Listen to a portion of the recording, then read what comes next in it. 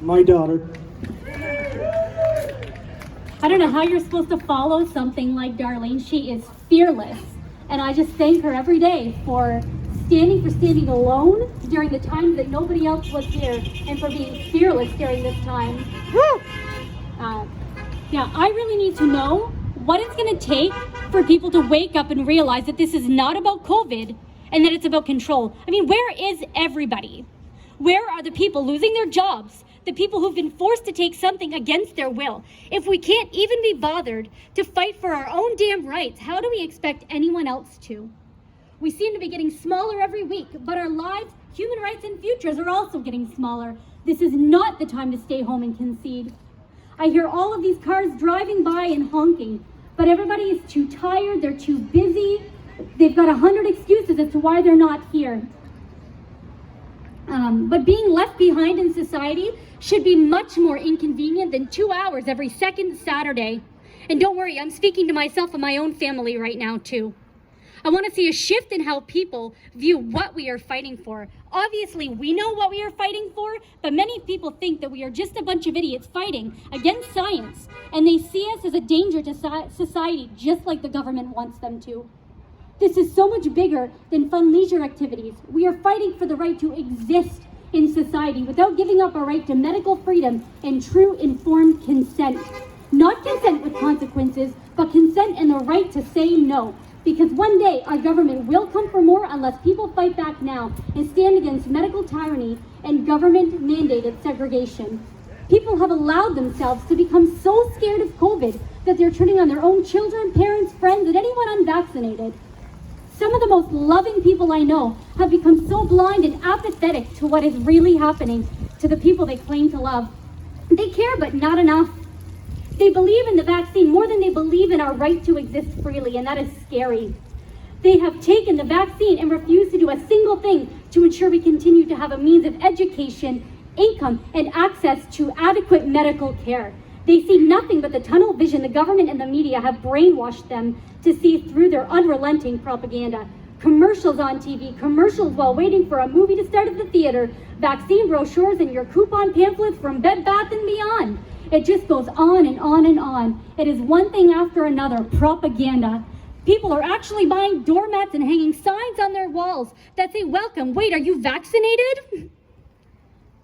They're excited to cut people out of their family functions. They get joy out of telling people, "Oh, wait a minute, you're not welcome in my home. You're not vaccinated. You can't come visit me. You're unvaccinated." Someone just said he can't hold his own grandson because he's not vaccinated. What kind of a world are we living in?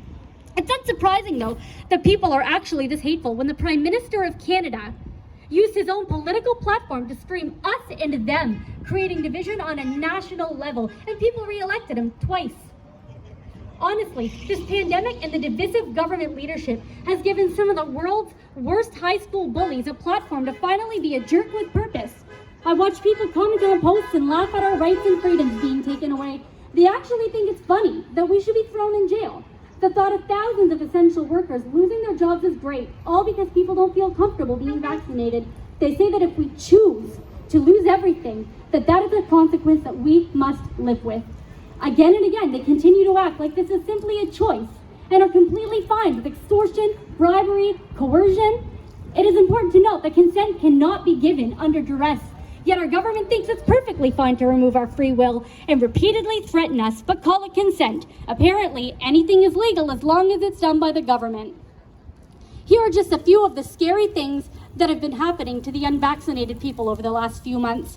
A Canadian lawyer has said that custody could get tricky for unvaccinated parents, that you could literally lose your parental rights for not becoming vaccinated against COVID-19, or in theory, not choosing to vaccinate your children. An American judge actually did remove a mother's rights to her child. But that's a choice, right? I keep hearing horrifying things about Australia, but we can't even find anything about Australia because of all of the media censorship. People are being made to choose between visiting their family in nursing homes, being with family in hospitals, and in some cases, accessing basic medical care. Canadians have been denied doctor's appointments with doctors, surgeries, treatments, and are constantly being pressured to take the vaccine by medical professionals. How dare any medical professional deny someone surgery or entrance to an ER for refusing to take an experimental vaccination against their Hippocratic oath means nothing. The Toronto Hospital Network has also made the decision that you will be taken off the organ donation list and refuse an organ if you do not get the experimental COVID-19 vaccine. But hey, that's totally a choice, right? Take the vaccine or die. That's your choice.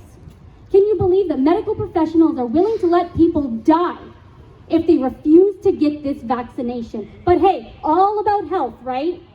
Here in Nova Scotia, you're not allowed to enter a hospital if you're unvaccinated, unless you're a patient or a necessary caregiver. Right now, if my child got sick, only one of us could be with my sick child. Only one of us could be holding his hand. Can you imagine denying a parent the right to be at their sick and dying child's bedside? How criminal, how cruel.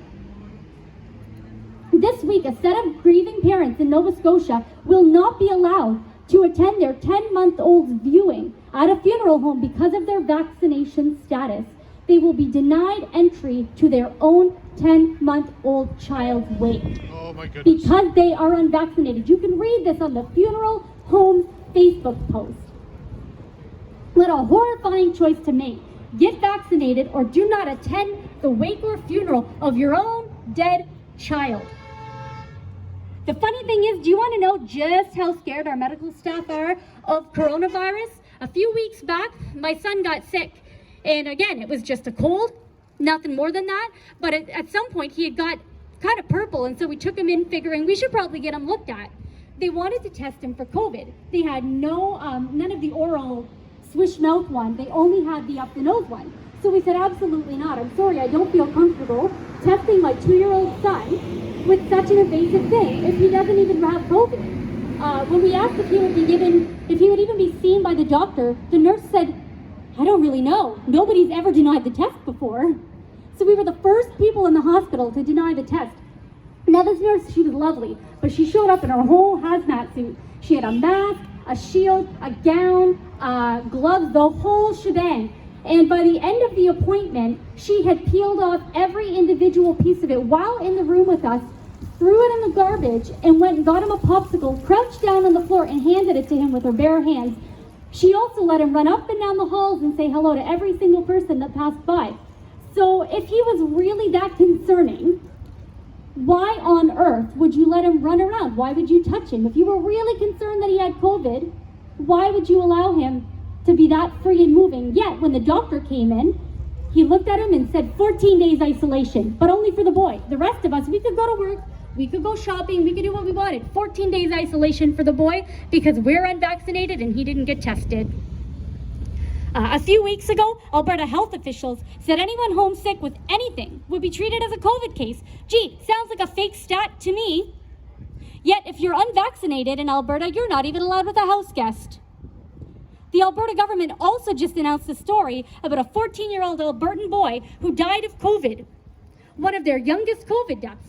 Fun fact, he died of stage 4 brain cancer, and his family came out and said that that was a flat-out lie, that he didn't die of COVID. He tested positive for COVID, but was already dying of stage 4 brain cancer. The Alberta government has since had to come out with a formal apology to his family. Remember when all those nurses were whistleblowing about all the fake COVID stats and deaths being ruled COVID when they're not? The Alberta government couldn't help themselves with fear-mongering, and it came back to bite them, proving that they do in fact lie about COVID deaths. I wonder if people will wake up and realize that the COVID death stats are absolutely blown out of proportion.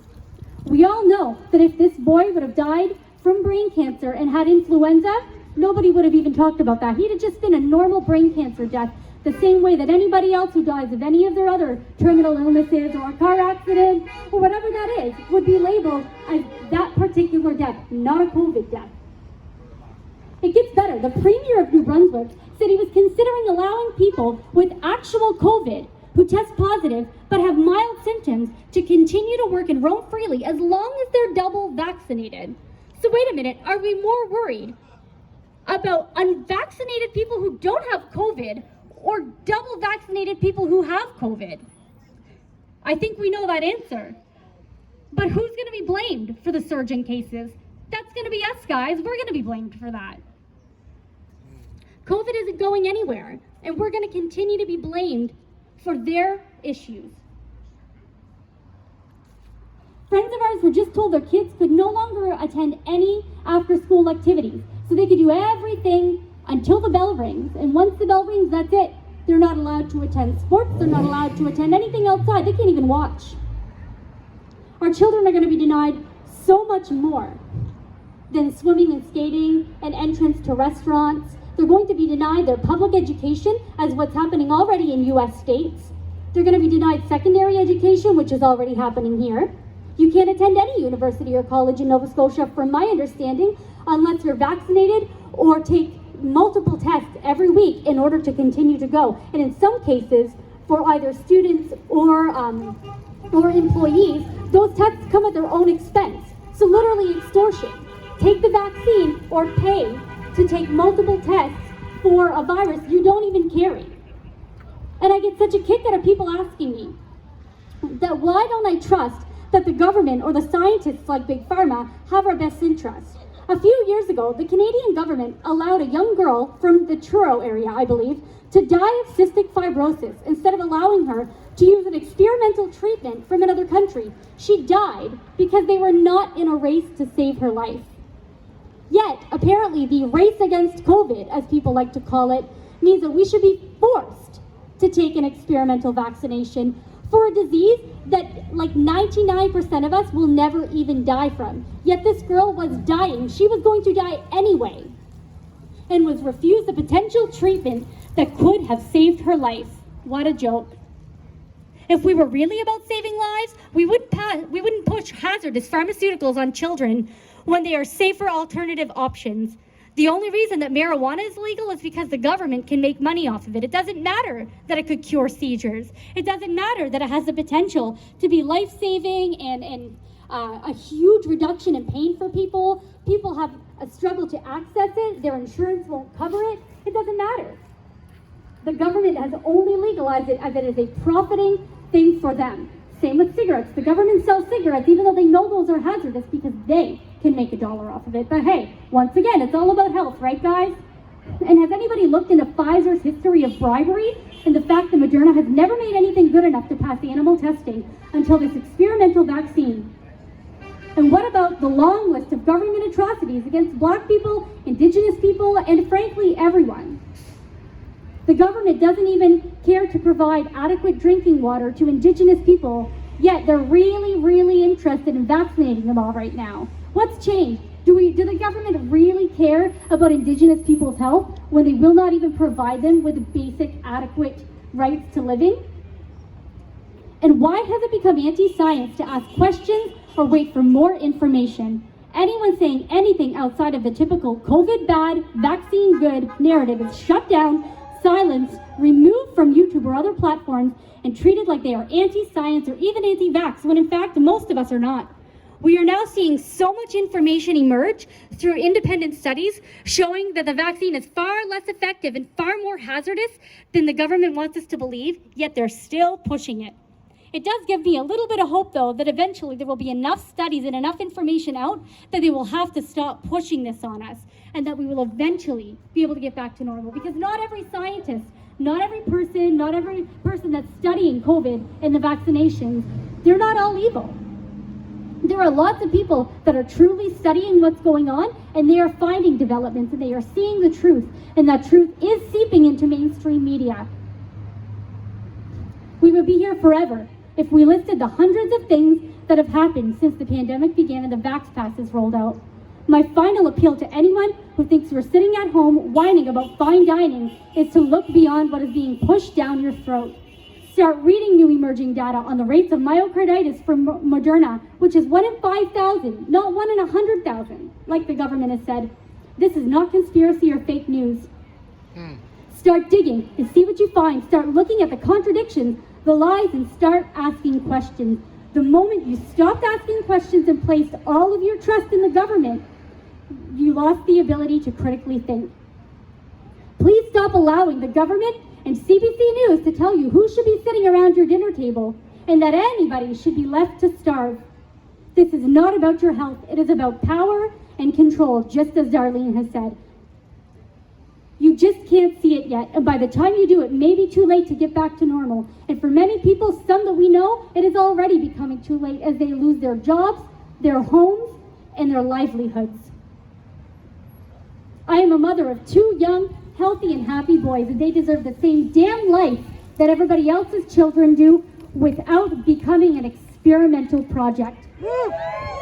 Continue to fight fear with facts over feelings. This pandemic has been all about people's feelings, and the fact is that it plays out.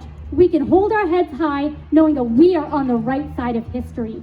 And for those of us with faith in Jesus, get on your knees, get in your war closets, and fight the enemy with the blood of Jesus.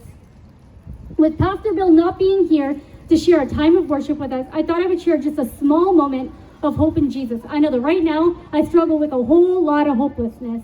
I have spent way too many days crying, worrying about my children's futures, worrying about our rights, worrying about the turnouts, the fact that people drive by and call us morons and idiots. It has been a hopeless time, and I realize, just like many other Christians, that we need to put our hope in Jesus. So I'm just going to share something small before I give Darlene back the mic. My hope is built on nothing less than Jesus' blood and righteousness. Oh, I dare not trust the sweetest friend, but wholly trust in Jesus' name.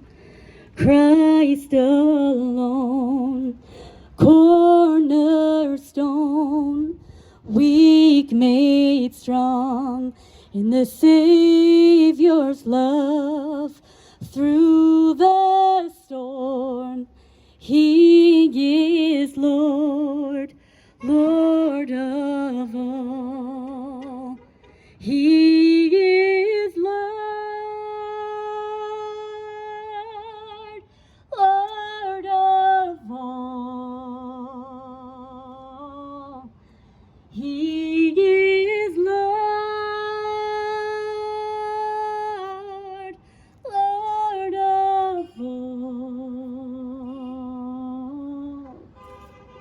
When He shall come with trumpet sound, only I then in Him be found, dressed in His righteousness alone, faultless and before the throne. Christ alone, cornerstone, weak made strong in the Savior's love. Through the storm, He is Lord, Lord of all. Stay strong, friends. The fight is far from over.